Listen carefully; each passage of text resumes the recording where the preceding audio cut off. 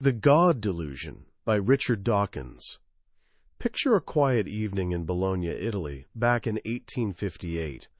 6-year-old Edgardo Mortara is playing at home, blissfully unaware that his childhood is about to end in the most horrifying way imaginable.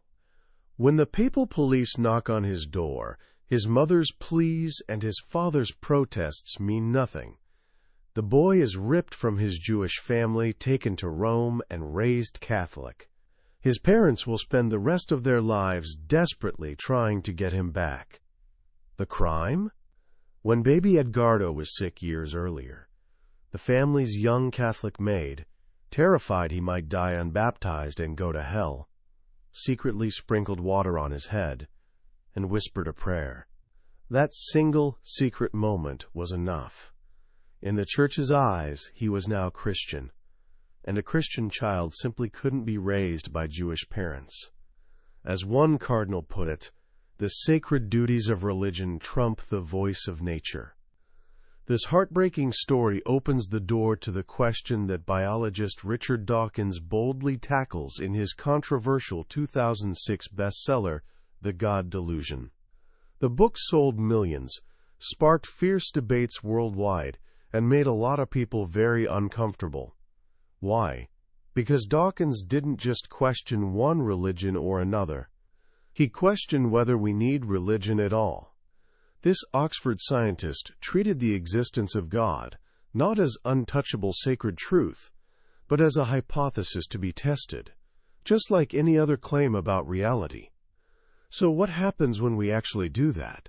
What if we set aside what we've been taught to believe and look at the world through clear, curious eyes? That's the journey we're about to take. And here's what I can promise you. By the end, you'll understand why one of the world's sharpest minds believes that letting go of God isn't about losing something precious, but about gaining an entire universe of wonder. This isn't about anger or bitterness. It's about intellectual courage and the breathtaking beauty that reveals itself when we're brave enough to look. Have you ever noticed how religion gets a free pass? If someone tells you the earth is flat, you're free to laugh, argue, show them photos from space. But if someone says, "I believe in God," there's this unspoken rule that you should nod politely and say, "I respect that." Richard Dawkins wants to know why. Why should religious ideas get special protection from the same scrutiny we apply to everything else? But first, let's be clear about what we mean by God. Dawkins isn't talking about that vague, poetic sense of wonder some people call God, like when Einstein spoke about God as a metaphor for nature's laws. Einstein himself said, "I do not believe in a personal God." What he meant by God was that overwhelming sense of awe you feel when you look up at the Milky Way on a perfectly clear night. Dawkins feels that same awe. He calls it Einsteinian religion, but he argues that calling this feeling God just confuses everything. Because for most people throughout history, God has meant something very specific, a supernatural, all-powerful intelligence who deliberately designed and created the universe. This is what Dawkins calls the God hypothesis. And his central argument is simple but radical. This hypothesis should be examined like any other claim about reality. We should be able to look at the evidence. So let's do exactly that. Let's walk through the classic arguments people have used for centuries to prove God exists. For nearly 1,000 years, the arguments of Thomas Aquinas, a 13th century theologian, were considered rock solid. His first 3 proofs are basically variations on one theme. Everything that moves had to be moved by something else. Every effect needs a cause. If things exist now, something must have created them. You can trace this chain backward, but it can't go on forever. Eventually, you hit a first mover, a first cause, an original creator, and that, says Aquinas, is God. Sounds logical, right? But Dawkins asks us to pause. If everything needs a cause, and we invent God to be the first cause, we've just created a new problem. Who caused God? If we're allowed to say God doesn't need a cause, why can't we just say the same thing about the universe itself? Why not skip the middleman? By adding God into the equation, we haven't solved the mystery. We've just pushed it back one step and made it worse. Because now we have to explain where an all-powerful, infinitely complex being came from. It's like trying to explain a magic trick by saying, "A wizard did it." You haven't explained anything at all. Aquinas' fourth proof, the argument from degree, is even stranger. He claims we see varying degrees of perfection in the world, so there must be a maximum standard of perfection to compare against. That maximum, he says, is God. Dawkins finds this hilariously weak. By the same logic, people vary in smelliness. So does that mean there's a maximally perfect smelly being somewhere setting the standard? Of course not. It's just playing word games. But the fifth proof, the argument from design, is the one that's really stuck around. You still hear it all the time. The idea is simple. When you look at the world, especially living things, they just look designed. Take a human eye, with its lens, iris, and retina working together like a perfectly engineered camera. Or a bird's wing, a marvel of aerodynamics.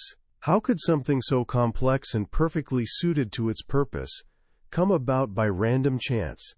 Surely there must have been a designer. This argument once convinced even young Charles Darwin. But it was the mature Darwin who provided what Dawkins considers the most devastating and elegant answer in all of human thought. Before Darwin, it seemed like there were only two options: design or blind luck.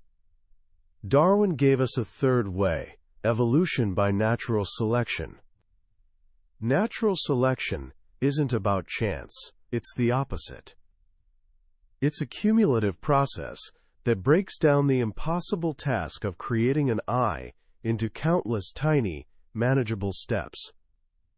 Imagine trying to leap to the top of a sheer cliff versus taking a long, gradual path up the other side of the mountain. That's the difference. It starts simple, maybe just a patch of light-sensitive cells. Any creature with a slightly better patch, one that's a bit more cupped and can sense the direction of light, has a tiny advantage. Over millions of years and countless generations, these small advantages accumulate. The cup deepens, a simple lens forms, the focus sharpens. Each individual step is small, plausible, and driven by the non-random process of survival. What looks like miraculous design is actually the result of a long, patient climb up what Dawkins calls Mount Improbable.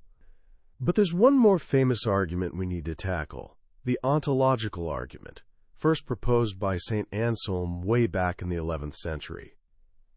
It's such a clever piece of logic that it even briefly fooled Bertrand Russell, one of history's greatest philosophers. Dawkins translates what he calls this infantile argument into playground language, and it goes like this. Imagine the most perfect thing you can possibly think of. Got it? Now, does that perfect thing exist in reality or only in your imagination? If you say it only exists in your imagination, Anselm springs his trap, but something that exists in reality is more perfect than something that only exists in imagination. So the truly most perfect thing must exist in reality. And just like that, he claims to have proven God exists. It's clever, but it's just a word game. You can't define something into existence. By the same logic, you could prove the existence of a perfect pizza or a perfect island. As philosopher Immanuel Kant pointed out, existence isn't a quality like being powerful or being blue. It's just whether something is or isn't. So if these ancient arguments don't hold up, what are we left with? Many people turn to personal experience. I know God exists because I feel Him in my heart, or I saw a vision, or God spoke to me. Dawkins treats this with gentle skepticism. Our brains are incredibly powerful simulation machines. They don't just passively record reality, they actively construct it.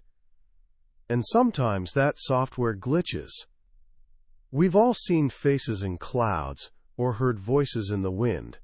That's our brain's pattern recognition software working overtime.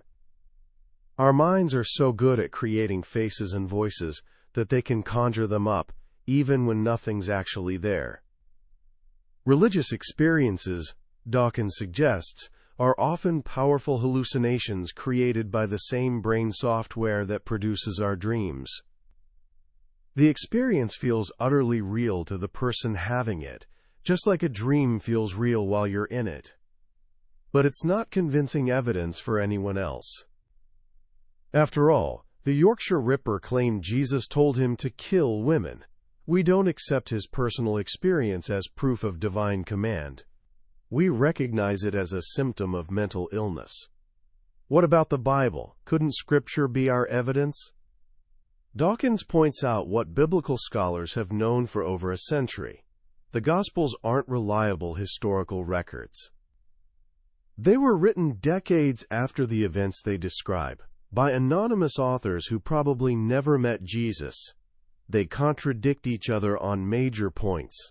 Matthew says Mary and Joseph lived in Bethlehem all along. Luke has them living in Nazareth and invents a historically impossible story about a Roman census just to get them to Bethlehem to fulfill an old prophecy. The Bible is a fascinating collection of legends, myths, and moral teachings pieced together over centuries.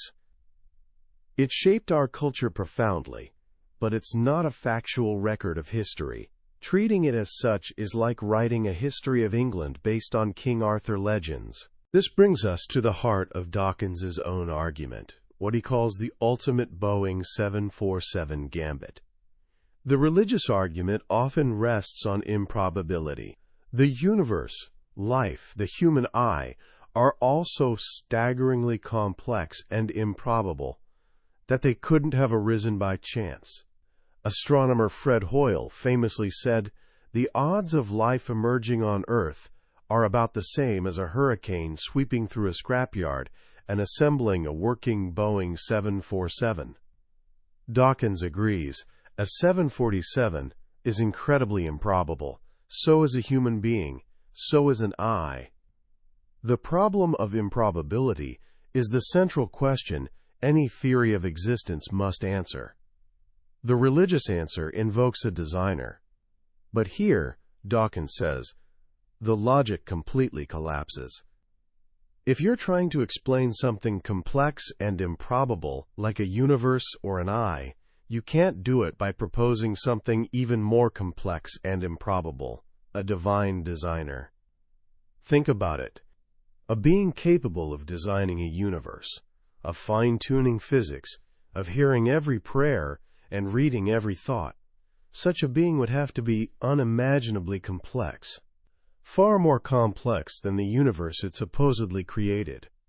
God, Dawkins argues, is the ultimate Boeing 747.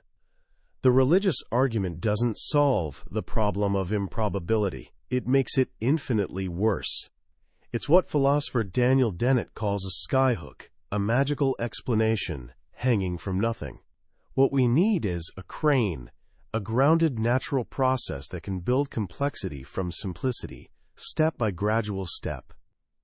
Darwin's natural selection is the ultimate crane for biology. It's a slow, cumulative process that explains how life's staggering complexity can arise from simple beginnings, without any designer required. What about physics and the universe itself? We don't have a crane as powerful as Darwinism for cosmology yet, but physicists are working on it. Some propose the multiverse theory. Our universe is just one bubble among countless others, each with slightly different laws of physics. Most would be dead ends. incapable of supporting life. But with so many universes in play, it's statistically inevitable that a few would have the Goldilocks conditions just right for stars, planets, and life. And naturally, we'd find ourselves in one of those lucky few, because we couldn't exist anywhere else to wonder about it. This is the anthropic principle.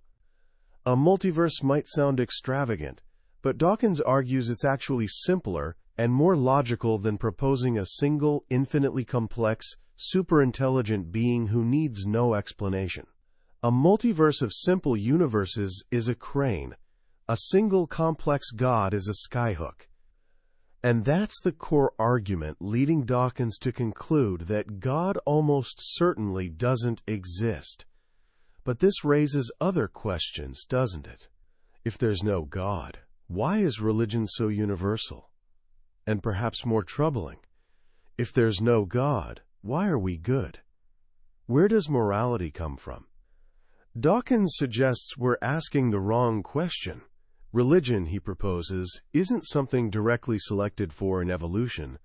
It's a byproduct of other useful traits. He uses a beautiful analogy: a moth flying into a candle flame. Why do moths do this? It's not suicide.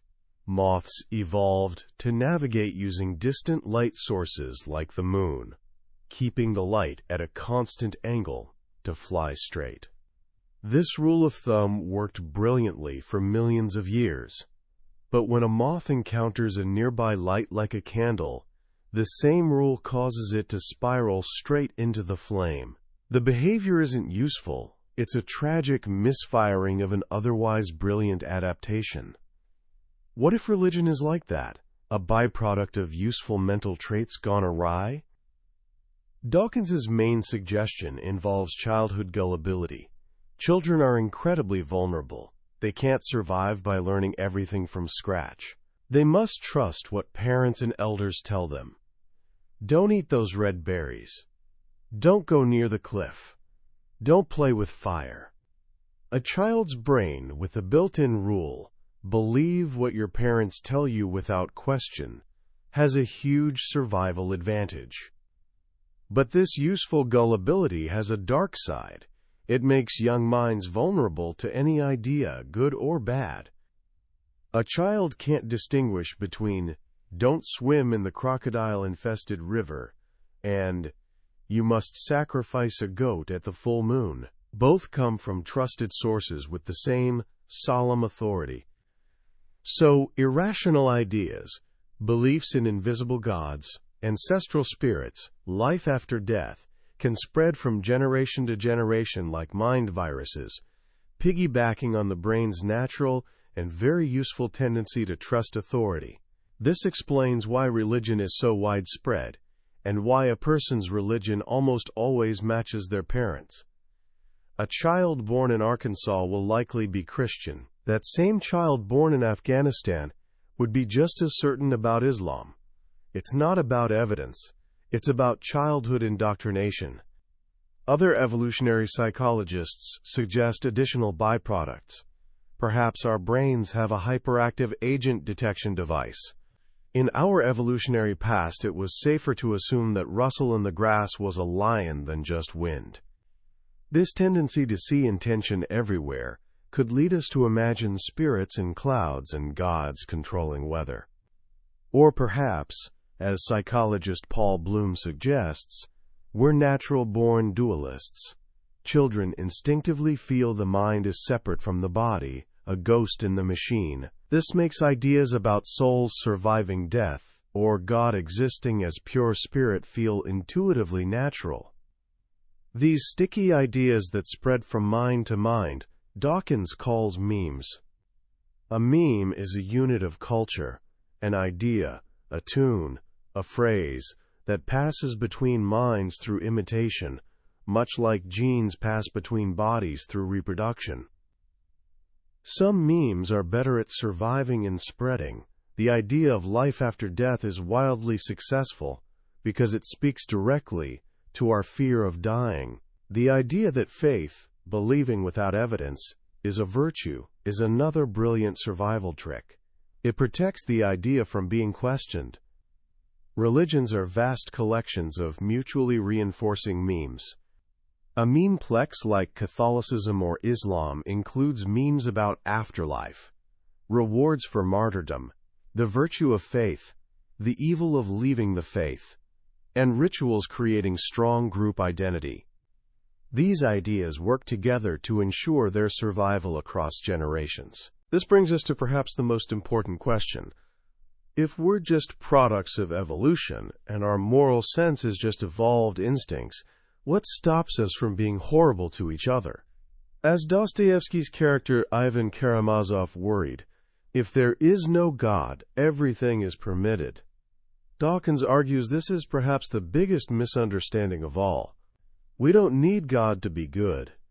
Our morality has deep roots in our evolutionary past.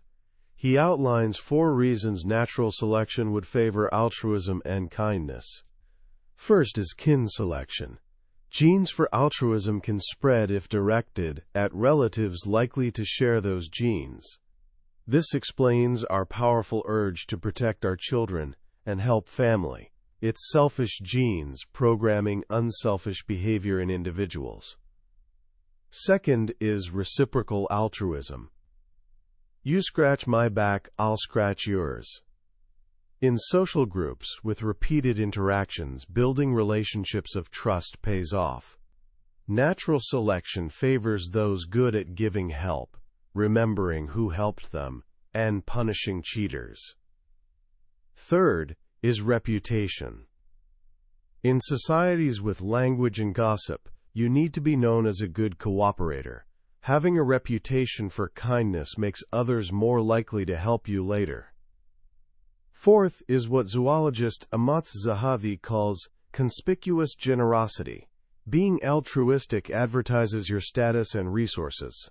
It says, "Look how powerful I am. I can afford to be generous." This buys respect and makes you attractive as a mate or ally. For most of human history, we lived in small, tight-knit groups where these forces would have been incredibly powerful. We evolved strong instincts for kindness, empathy, and cooperation within our in-group. But today we live in huge cities surrounded by strangers we'll never see again. Why are we still good to them? Dawkins suggests it's another misfiring, but this time a blessed, precious one. Our evolved rules: be kind, feel empathy for suffering. Don't switch off around strangers. They're like our sex drive. We can know intellectually that sex is for reproduction and use contraception, but that doesn't diminish desire. The urge operates independently of its original evolutionary purpose. Similarly, the urge to be good, to feel pity for strangers, to help those in need, is deeply woven into our evolved nature. It's a misfired instinct from our ancestral past, but it's one of the things that makes us most beautifully human. Our morality doesn't come from the Bible. If it did, we'd be very different people. The Old Testament God is, in Dawkins's famous words, arguably the most unpleasant character in all fiction, jealous and proud of it. A petty, unjust, unforgiving control freak. A vindictive, bloodthirsty ethnic cleanser. This is a God who orders genocide, demands child sacrifice, and prescribes death for working on the Sabbath or cursing your parents. We don't get our morals from Scripture. Even a religious people cherry-pick the nice bits and ignore the horrific parts. But how do they decide which bits are nice? They use an external standard of morality from somewhere else. That somewhere else, Dawkins argues, is the moral zeitgeist, the spirit of the times. Over centuries, our collective moral consciousness has moved steadily in a more humane direction. We abolished slavery. We gave women the vote. We came to see racism and homophobia as wrong. These changes didn't come from religion. In many cases, they happened despite religion. They came from moral reflection, philosophical debate, and a growing circle of empathy. Our morals aren't fixed. They evolve, and thankfully, they've been evolving for the better. So why be hostile to religion? Isn't it just harmless nonsense? Dawkins argues it's not harmless. He sees a direct line from moderate faith to dangerous extremism. The mainstream teaching that faith, belief without evidence, is a virtue, makes the world safe for fundamentalism. If you teach children it's good to believe something passionately, even without good reasons, you're priming them to be vulnerable to any charismatic leader with a powerful, dangerous message. The teachings of moderate religion are an open invitation to extremism. Voltaire said it perfectly. Those who can make you believe absurdities can make you commit atrocities. The suicide bomber doesn't act because he's evil. He acts because he's been taught from childhood that he has a sacred duty and will be rewarded in paradise. He truly, passionately believes it. And that belief was often taught not by wild-eyed extremists, but by the same gentle mainstream religious teachers who taught him to be kind to his mother. The problem isn't just extremism, it's faith itself. This leads to what Dawkins sees as the greatest harm, the indoctrination of children. He argues it's a form of mental abuse to label a small child as a, quote, Christian child or Muslim child. A child is too young to have decided their views on the cosmos and existence. They're a child of Christian parents or Muslim parents, but the child hasn't chosen yet. Labeling a child with their parents' beliefs cripples their minds and denies them the right to think for themselves when they're old enough. So if religion is taken away, what's left? Does life become empty and meaningless? This, Dawkins says, is the final and most profound misunderstanding. Letting go of God doesn't mean letting go of wonder, mystery, or awe. It means finding those things where they truly exist, in the real world. Science isn't the enemy of wonder, it's the gateway to it. Dawkins asks us to imagine that the visible light our eyes can see is just a tiny 1-inch slit in a vast black garment stretching for miles, representing the full electromagnetic spectrum.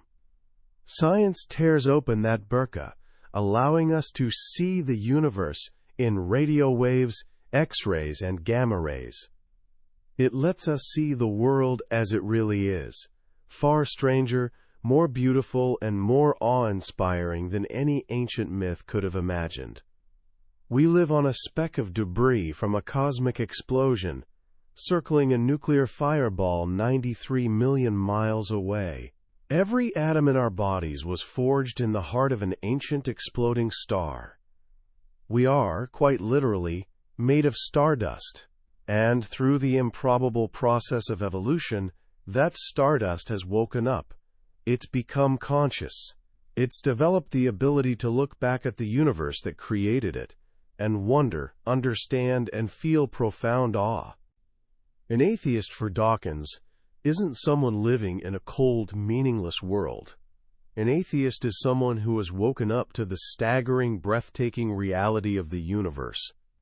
The knowledge that we have only one life makes that life infinitely more precious. To waste it on fantasies of an afterlife is to miss the glorious opportunity we've been given.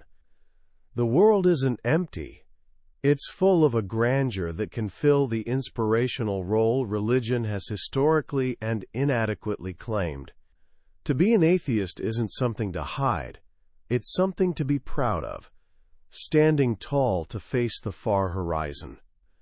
So what do we take away from this powerful and, for many, challenging journey? The God Delusion is more than an argument against religion. It's a passionate love letter to reality. At its heart, it's a call to open our eyes to the universe as it actually is, not as we wish it to be, and to find our meaning right here, in the one life we know we have. The most powerful lesson, I think, is the idea of intellectual courage. Dawkins shows us that questioning is okay. In fact, it's more than okay. It's our greatest tool for discovering truth. In a world that so often tells us to accept things on faith, he reminds us that the most profound insights come not from believing without evidence, but from following evidence wherever it leads, however uncomfortable that might be. He teaches us that the words "I don't know" aren't a sign of weakness, but the starting point of all discovery. A religious mind might see a gap in knowledge, like the origin of life, and rush to fill it with God. A scientific mind sees that same gap and feels a thrill of excitement because it represents a new frontier to explore. It's the difference between being satisfied with a simple answer and falling in love with a beautiful question. And what about morality? The idea that our sense of goodness isn't handed down from above but woven into our biology by evolution is deeply empowering. It means kindness, empathy, and cooperation aren't commands we must obey. They're a fundamental part of who we are. We don't need celestial surveillance to be good. Goodness is our natural inheritance. So how can we apply these ideas in our own lives, starting today? First, try this simple experiment. The next time you feel a sense of awe, watching a sunset, listening to beautiful music, gazing at stars, pause. Instead of attributing that feeling to something supernatural, connect it to the reality of what you're experiencing. Think about the physics of light scattering through atmosphere to create those colors. Consider the billions of years of cosmic history that led to that starlight reaching your eye. Reflect on the intricate workings of your brain translating sound waves into emotion. See if understanding something more deeply actually enhances its beauty rather than diminishing it. Second, practice the art of questioning with kindness. You don't need to become confrontational, but when you hear a claim presented without evidence, whether religious, political, or everyday gossip, get into the habit of gently asking yourself, what's the evidence for that? Training your mind to ask this simple question is the first step toward the clear, rational thinking Dawkins champions. It's about building a mind that's open to wonder, but skeptical of dogma. That was a summary of The God Delusion by Richard Dawkins. We've journeyed through the core of his arguments, but I'll be honest. A summary is only ever a map. The real adventure happens when you explore the territory yourself. It's in the quiet moments when a particular story or simple, elegant idea connects with you in unexpected ways. This podcast helps you decide if this book is worth your time. If anything we've discussed today has sparked your curiosity or challenged your thinking, I urge you to grab a copy. Reading it isn't just about learning arguments. It's an experience that can genuinely change how you see the universe, your place in it, and the precious gift of your own conscious mind. The link to the book is in the description. Also, if you found this summary valuable and it gave you a new perspective, please hit that like button and subscribe to our channel. It tells us we're on the right track and ensures you won't miss our next journey into another life-changing book. Let's keep learning and growing together.